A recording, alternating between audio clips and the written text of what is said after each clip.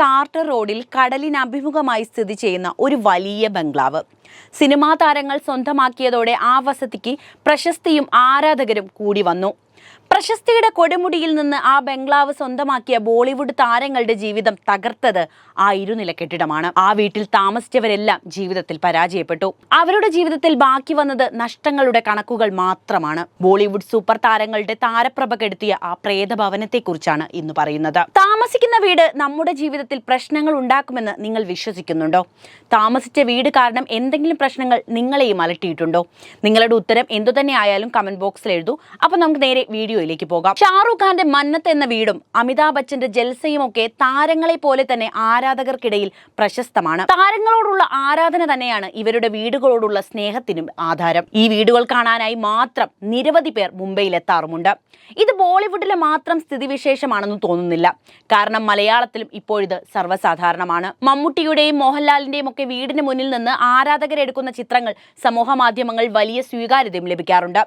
കേരളത്തിൽ മാത്രമല്ല, തമിഴ്നാട്ടിൽ വിജയുടെ വീട്ടിലും കമൽഹാസന്റെ വീട്ടിലും രജനീകാന്തിന്റെ വീട്ടിലുമൊക്കെ ഇത്തരത്തിൽ പ്രശസ്തമാണ്. എന്നാൽ ഇവയൊക്കെ പ്രശസ്തി നേടുന്നതിന് പതിറ്റാണ്ടുകൾക്ക് മുൻപ് ഇത്തരത്തിൽ ആരാധകർ ആവേശത്തോടെ തേടിയെത്തിയിരുന്ന മറ്റൊരു താരവസതി മുംബൈയിൽ ഉണ്ടായിരുന്നു. ഒന്നും രണ്ടുമല്ല, 3 ബോളിവുഡ് സൂപ്പർ താരങ്ങളുടെ പതനത്തിന് സാക്ഷ്യം വഹിച്ച ആ വലിയ ബംഗ്ലാവ് പിന്നീട് ആർക്കും വേണ്ടാത്ത പ്രേതഭവനമായി മാറി. മുംബൈയിലെ കാർട്ടർ റോഡിൽ 6500 ചതുരശ്ര അടിയിൽ 2 നിലകളായി വ്യാപിച്ചു കിടന്ന ബംഗ്ലാവ് കടലിന് അഭിമുഖമായാണ് സ്ഥിതി ചെയ്തത്. ഒരു ആംഗ്ലോ ഇന്ത്യൻ കുടുംബത്തിന്റെ ഉടമസ്ഥതയിൽ ഉണ്ടായിരുന്ന ഈ ബംഗ്ലാവിന് താരപ്പകിട്ട് നൽകിയത് ഭരത് ഭൂഷൺ എന്ന നടനാണ്.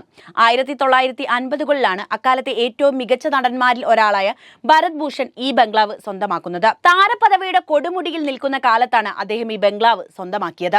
അതോടെ ബംഗ്ലാവും പ്രശസ്തിയിലേക്ക് എത്തി. കാർട്ടർ റോഡിലൂടെ സഞ്ചരിക്കുന്നവർ ഭരത് ഭൂഷന്റെ വസതിക്ക് മുന്നിൽ അല്പനേരം നിൽക്കാൻ ആരംഭിച്ചു. അങ്ങനെ വർഷങ്ങൾ കടന്നുപോയി. അപ്പോഴേക്കും ഭരത് ഭൂഷന്റെ താരപദവിക്ക് മങ്ങലേറ്റു തുടങ്ങിയിരുന്നു. സിനിമകൾ ഒന്നിനു പിറകെ ഒന്നായി പരാജയപ്പെട്ടു. അതോടെ സാമ്പത്തിക പ്രശ്നങ്ങളും അദ്ദേഹത്തെ തേടിയെത്തി. പേരും പ്രതാപവും മങ്ങിയതോടെ ഇഷ്ടഭവനം വിൽക്കാൻ അദ്ദേഹം തീരുമാനിക്കുകയായിരുന്നു. ബംഗ്ലാവിന്റെ ഭാഗ്യദോഷം മൂലമാണ് ഭരത് ഭൂഷണ് തിരിച്ചടി നേരിടേണ്ടി വന്നതെന്ന് അക്കാലം തൊട്ടേ പ്രചരിച്ചിട്ടുണ്ടായിരുന്നു. അതിനെ സാധൂകരിക്കുന്ന വിധമായിരുന്നു പിന്നീട് നടന്ന സംഭവങ്ങൾ. ഭരത് ഭൂഷണു ശേഷം പിന്നെ ആ ബംഗ്ലാവിലേക്ക് എത്തുന്നത് രാജേന്ദ്ര കുമാറാണ്. 1960കളിൽ വാണിജ്യപരമായി വിജയിച്ച നിരവധി സിനിമകളുടെ ഭാഗമായിരുന്നു അദ്ദേഹം. അതോടെ ജൂബിലി കുമാർ എന്നും അറിയപ്പെടാൻ തുടങ്ങി. അദ്ദേഹത്തിന്റെ സിനിമകൾക്ക് വാണിജ്യ വിജയം നേടാനായതോടെ പ്രശസ്തിയുടെ കൊടുമുടിയിലേക്ക് അദ്ദേഹവും എത്തിച്ചേർന്നു. അന്ന് വെറും 60,000 രൂപയ്ക്ക് അദ്ദേഹം ആ വലിയ ബംഗ്ലാവ് സ്വന്തമാക്കി. തന്റെ മകളായ ഡിംപിളിന്റെ പേരാണ് രാജേന്ദ്രകുമാർ ആ വസതിക്ക് നൽകിയത്. ബംഗ്ലാവിൽ താമസം ആരംഭിച്ച ആദ്യകാലത്ത് രാജേന്ദ്രകുമാറിന് ചലച്ചിത്ര മേഖലയിൽ നേട്ടങ്ങളുടെ കൊയ്ത്തായിരുന്നു. ജൂബിലി കുമാർ എന്ന പേരിൽ അദ്ദേഹം അറിയപ്പെട്ടു തുടങ്ങി. എന്നാൽ 1968 ആയതോടെ കാര്യങ്ങൾ തകിടം മറിഞ്ഞു. വാണിജ്യ വിജയം ഉറപ്പിച്ച ചിത്രങ്ങൾക്ക് വരെ തിയേറ്ററുകളിൽ ആളുകൾ കയറാതായി. അദ്ദേഹത്തിന്റെ സിനിമകൾ തുടരെ പരാജയപ്പെടുകയും സ്വന്തമായി ആരംഭിച്ച നിർമ്മാണ സംരംഭം തകരുകയും ചെയ്തു. സിനിമ പരാജയപ്പെടാൻ തുടങ്ങിയതോടെ അദ്ദേഹത്തിന്റെ സാമ്പത്തിക രംഗവും തകർന്നു. അതോടെ മകളുടെ പേര് നൽകിയ ആ വലിയ ബംഗ്ലാവ് വിൽക്കാൻ അദ്ദേഹം നിർബന്ധിക്കപ്പെടുകയായിരുന്നു. ഇത്തവണ വീട് വാങ്ങാൻ എത്തിയത് സൂപ്പർ താരം രാജേഷ് ഖന്നയാണ്. രാജ്യത്തെ 1-ാം നമ്പർ താരം എന്ന പദവിയിൽ ഇരിക്കെയാണ് അദ്ദേഹം ബംഗ്ലാവിന്റെ ഉടമയാകുന്നത്. ആശീർവാദ് എന്നാണ് അദ്ദേഹം ആ ബംഗ്ലാവിന് നൽകിയ പേര്. അതോടെ ആരാധകർ ആശീർവാദിന്റെ സന്ദർശനത്തിനായി മുംബൈയിലേക്ക് എത്തിത്തുടങ്ങി. പ്രതാപകാലം ഏതാനും വർഷങ്ങൾ തുടർന്നെങ്കിലും 70കളുടെ മധ്യത്തോടെ രാജേഷ് ഖന്നയും തിരിച്ചടികൾ നേരിട്ടു തുടങ്ങി. സൂപ്പർ താരം എന്ന പദവിയും പ്രശസ്തിയുമെല്ലാം അകന്നു പോകുന്ന അവസ്ഥ. രാജേഷ് ഖന്നയുടെ വ്യക്തി ജീവിതത്തിലും പ്രതിസന്ധികൾ ഉടലെടുത്തിരുന്നു. അദ്ദേഹത്തിന്റെ വിവാഹബന്ധം തകർന്നു.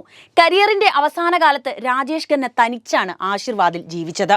ബംഗ്ലാവ് സ്വന്തമാക്കിയ ചലച്ചിത്ര താരങ്ങൾക്കെല്ലാം ജീവിതത്തിൽ പ്രതിസന്ധികൾ വന്നുപെട്ടതോടെ വീട് അശുഭമാണെന്ന തരത്തിൽ കഥകൾ പ്രചരിച്ചു. രാജേഷ് ഖന്നയുടെ മരണശേഷം 2014 ഒരു വ്യവസായി ഈ ബംഗ്ലാവ് ചുളുവിലയ്ക്കാണ് സ്വന്തമാക്കിയത്. മുംബൈയുടെ ഹൃദയഭാഗത്ത് സ്ഥിതി ചെയ്തിട്ട് പോലും കുറഞ്ഞ വിലയ്ക്കാണ് ബംഗ്ലാവിന്റെ വിൽപ്പന നടന്നത്. രാജേഷ് ഖന്നയുടെ വസതി എന്ന നിലയിൽ സ്മാരകം പോലെ കാത്തു സൂക്ഷിക്കേണ്ടിയിരുന്ന ബംഗ്ലാവ് നഷ്ടപ്രതാപത്തെ തുടർന്ന് പൊളിച്ചു നീക്കപ്പെടേണ്ട അവസ്ഥയിലായി. 2016ലാണ് പുതിയ ഉടമ ബംഗ്ലാവ് പൊളിച്ചു നീക്കാൻ തീരുമാനമെടുത്തത്.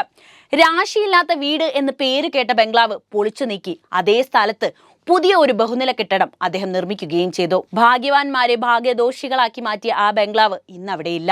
പകരം വർത്തമാന കാലത്തുണ്ടാക്കിയ ഒരു ഇരുനില കെട്ടിടമാണ് കടൽക്കാറ്റേറ്റ് അവിടെ സ്ഥിതി ചെയ്യുന്നത്. ഈ ഗ്രഹമാണ് 3 നായകന്മാരുടെ പതനത്തിന് കാരണമായതെന്ന് നിങ്ങൾക്ക് തോന്നുന്നുണ്ടോ? നിങ്ങളുടെ അഭിപ്രായം എന്തുതന്നെയായാലും കമന്റ് ബോക്സിൽ എഴുതൂ. അപ്പോൾ വീഡിയോ ഇഷ്ടപ്പെട്ടാൽ ലൈക്ക് ചെയ്യാനും ഷെയർ ചെയ്യാനും ശ്രദ്ധിക്കുമല്ലോ.